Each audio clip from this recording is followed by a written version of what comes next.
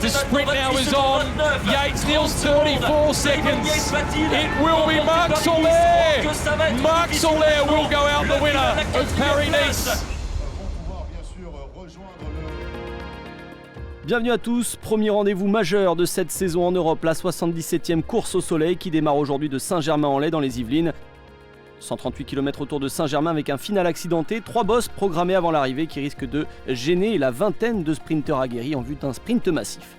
Un autre facteur important, le vent sur les routes franciliennes. Un homme est victime d'une chute rapidement dans l'étape, il s'agit de Michael Matthews, contraint d'abandonner après seulement quelques kilomètres de course.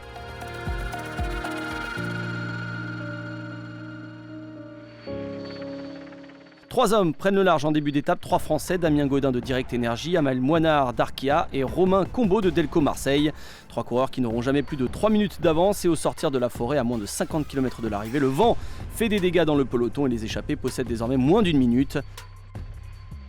Une échappée qui va même être condamnée à 40 km de l'arrivée. Le vent joue son rôle et sème le trouble parmi le peloton, scindé en plusieurs groupes.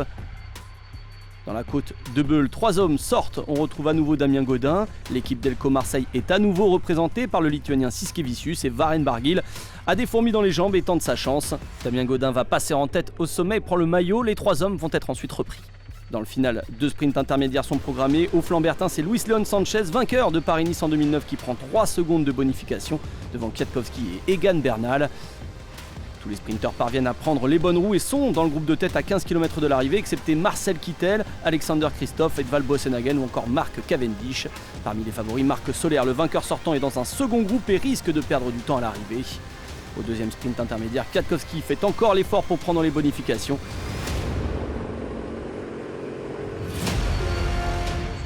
Groenewegen est bien emmené dans le dernier kilomètre. Il est lâché par ses coéquipiers à 300 mètres de l'arrivée. Sprint massif, il produit son effort. Caleb Ewan pense pouvoir le sauter sur la ligne, mais trop court. Fabio Jakobsen prend lui la 3e place de cette première étape. Groenewegen fait donc coup double, il prend le maillot de leader au soir de cette première journée. Dylan Groenewegen s'impose comme l'homme fort du sprint international sur la première grande course à étape de la saison. Il domine un plateau fourni. 3e succès déjà pour lui, pour le vainqueur de l'étape des Champs-Élysées il y a 2 ans sur le Tour. 14 victoires pour le Néerlandais l'an dernier, dont une sur Paris-Nice. Il est en passe de faire une saison encore plus incroyable à suivre. J'ai été bien amené, notamment par Amund Jensen. En plus, Mike est arrivé. Il y avait plein d'autres coureurs qui sont arrivés sur la droite. J'ai essayé de prendre leur roue, je suis allé jusqu'à la ligne. J'ai vu Caleb Ewan arriver, mais je savais que j'en avais assez pour la victoire. On a le maillot jaune, on a la victoire. Demain, ce sera une nouvelle journée. Mais d'abord, on doit célébrer celle-ci. Dylan Groenewegen a donc résisté pour rester dans le peloton, ce qu'ont pas pu faire nombreux sprinteurs, Christophe ou d'autres. Il devance à l'arrivée Caleb Ewan, Jakobsen ou encore Sam Bennett. 3 Français sont dans le top 10 avec Arnaud Démare, Brian Cocard et Anthony Turgis. Au général, au jeu des bonifications, on retrouve Groenewegen et Caleb Ewan devant Luis Leon Sanchez et Kwiatkowski qui ont pris des bonifications en fin d'étape. Egan Bernal, le Colombien, est également à moins de 10 secondes du vainqueur du jour.